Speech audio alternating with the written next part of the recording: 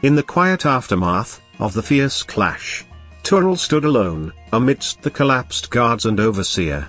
The silence, in the chamber of solitude, amplified by the echoes of recent violence.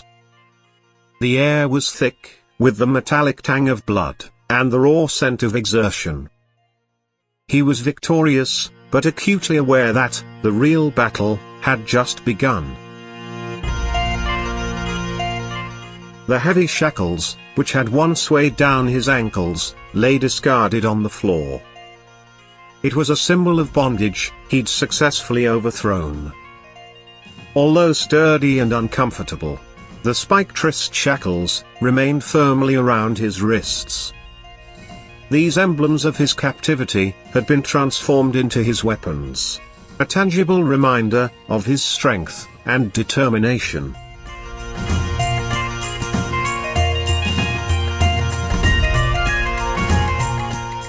As the resilient warrior began his ascent, he felt an odd lightness in his step.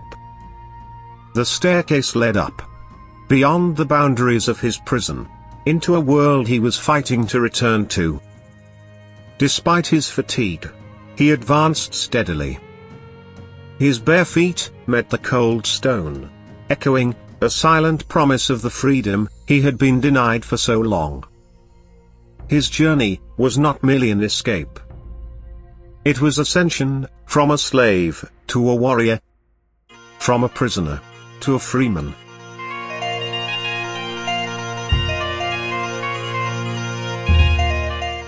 Finally, the enduring fighter stepped onto the ground level.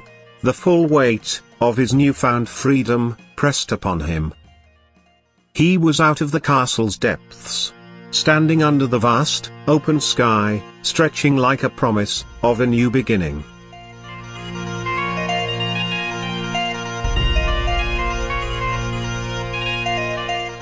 The shackles around his wrists glinted in the moonlight, not a mark of his bondage, but badges of his rebellion. The weight he carried was not of chains, but of freedom. The freedom he had fought for. The freedom he had earned.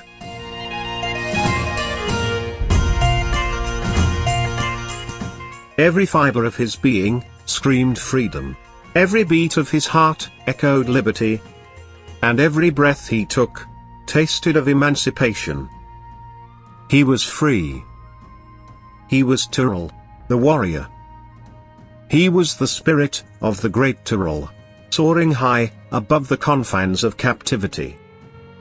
He was the epitome of defiance, resilience, and liberation.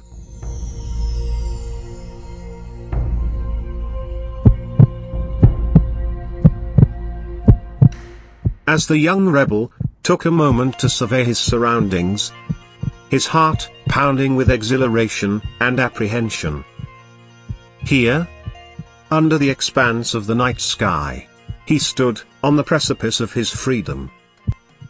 A critical decision lay before him, one that would determine not just his own fate, but that of his fellow prisoners.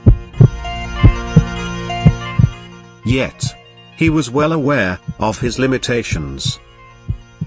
His body was strained, his strength not at its peak. His wounds ached with a dull pain, a silent reminder of the fierce struggle he had undergone. The odds were stacked against him. A solitary warrior against a castle full of armed guards.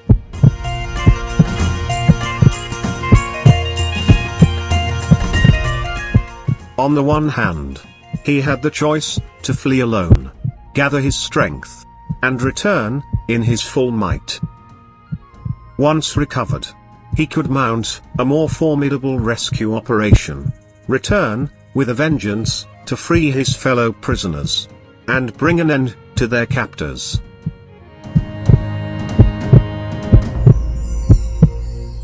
On the other hand, he had the option to risk it all, to fight now, in his weakened state. He could attempt to free as many prisoners as he could, right then and there.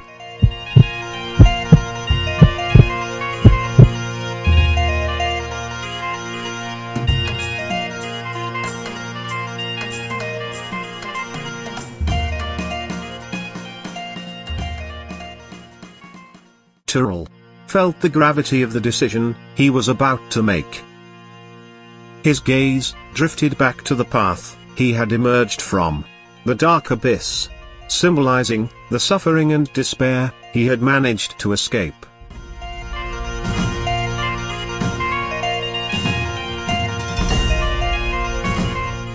A surge of determination welled within him.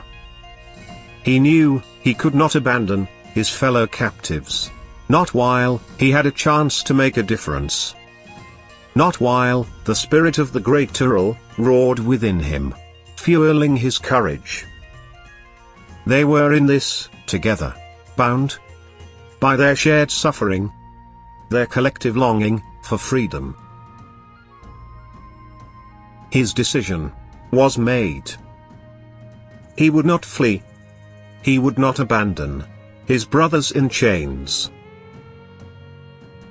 With a resolute gaze, the resilient survivor chose the path of collective freedom.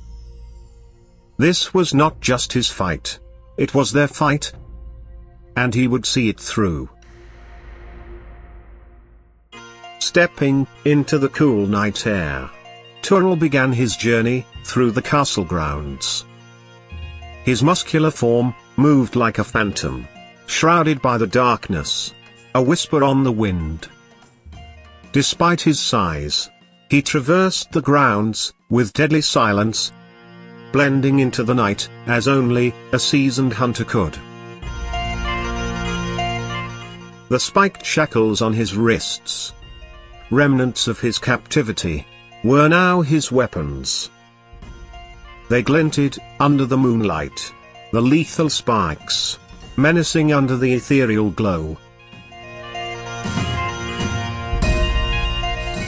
He moved with the grace of the Great Turul, his every movement fluid yet powerful, blending agility with brute strength. One by one, the guards on duty fell before him. His approach was as silent as a fleeting shadow, his attacks quick and lethal.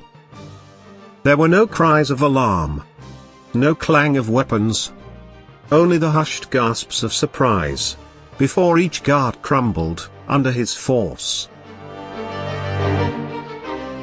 Every guard he overcame, and every step he took, brought him closer to his destination, the dungeon.